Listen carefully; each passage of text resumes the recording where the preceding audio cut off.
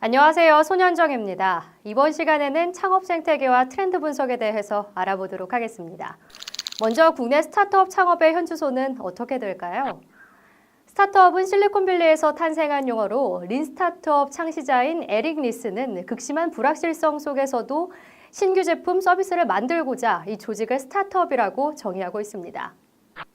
그리고 온라인 안경 판매로 유니콘 기업이 된 창업자 닐 블루멘탈은 해결책이 명확하지 않고 성공이 보장되지 않는 영역에서 문제를 해결하기 위해 노력하는 기업을 스타트업이라고 정의하고 있습니다. 스타트업의 정의가 들으시는 분들에 따라 좀 낯설게 느껴질 수도 있을 텐데요. 스타트업 창업과 이 소상공인 창업과 비교를 해서 설명드리면 이해가 조금 더 쉬울 것 같습니다. 소상공인 창업, 예를 들어 치킨집을 준비하고 있는 사장님과 배달의 민족이라는 서비스를 한번 비교해 보겠습니다. 치킨집 사장의 경우 그 동네에 있는 주민들이 그분의 고객일 것이고 또 매출 성장에는 한계에 부딪힐 수 있을 겁니다.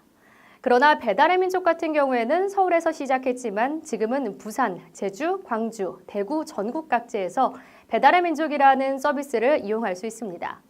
이 두 가지의 차이점은 가장 크게 성장성이라는 부분이 있고 그 성장성을 뒷받침해주는 것이 첨단 기술, IT 기술이 적용된다는 겁니다.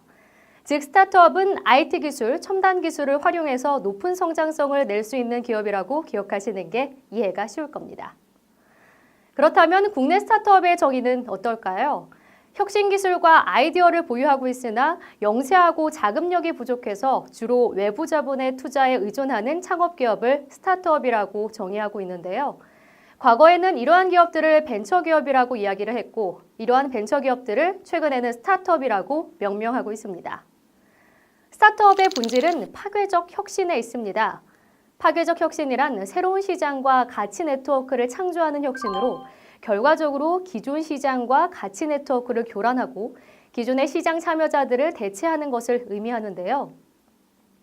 파괴적 혁신의 특징은 크게 두 가지가 있습니다. 첫 번째는 저가 시장이나 새로운 시장을 발판으로 시작하는 겁니다. 그리고 두 번째 주류 고객의 기준에 맞도록 품질을 향상시키기 전에 주류 고객에는 접근하지 못한다는 특징이 있습니다.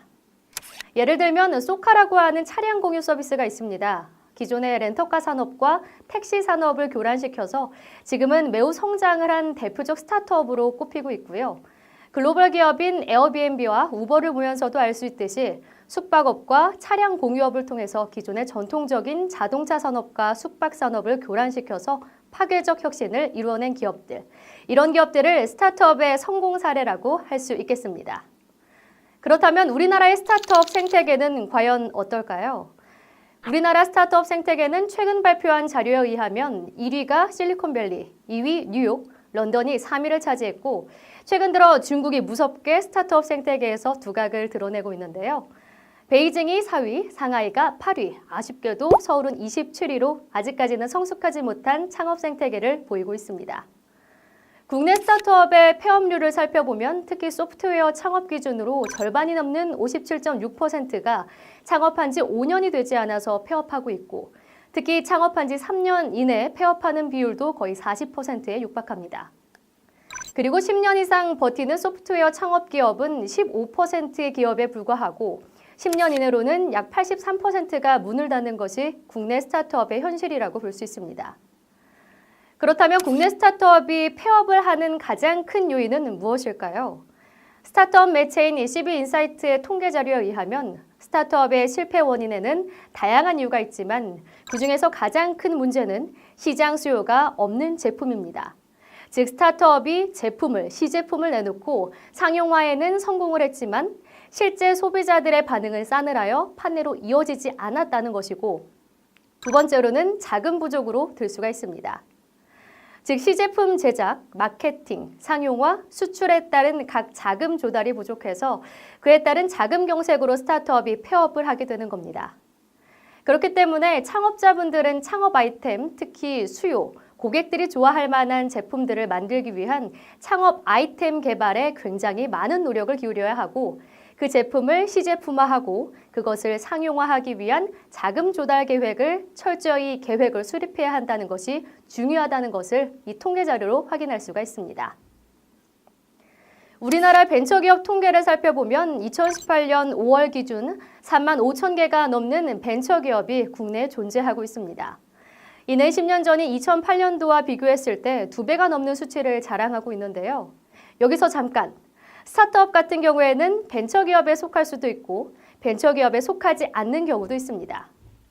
여기 나와 있는 통계는 벤처기업 인증을 받은 기업을 포함하는 것이기 때문에 실제 국내 스타트업 기업은 이보다 더 3배에서 5배 정도는 많다고 보여지고 있습니다. 그렇다면 국내 스타트업의 투자 환경은 어떨까요? 국내 스타트업 전문 매체인 플랫텀의 발표 자료에 의하면 2017년 기준 연간 국내 스타트업 투자 유치를 합산한 숫자는 총 425건이었습니다. 그리고 2017년 연간 투자 유치 총액도 9,538억 원으로 기록이 되고 있습니다.